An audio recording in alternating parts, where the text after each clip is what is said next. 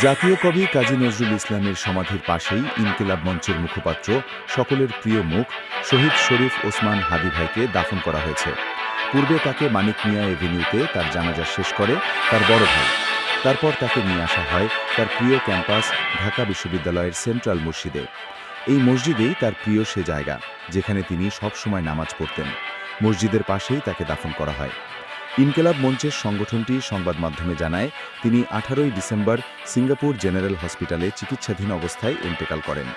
তারপর তাকে 19শে ডিসেম্বর 10টায় আঙ্গুলিয়া মসজিদে জানাজা হওয়ার কথা থাকলেও নিরাপত্তাজনিত কারণে জানাজাটি হয়নি এবং দুপুর 2টায় বাংলাদেশ এয়ারলাইন্সের একটি প্লেনে করে তার মরদেহ বাংলাদেশে এসে পৌঁছায় সন্ধ্যা 6টা 20 মিনিটে। তারপর তাকে কুর্মিটোলা হয়ে আগারগাঁও হৃদরোগ ইনস্টিটিউটের হিমঘরে রাখা হয়। সেখান থেকে তাকে আজ শনিবার 20 ডিসেম্বর মানিক মিয়া এভিনিউতে জানাজা শেষে সেখানে দাফন সম্পন্ন করা হয়।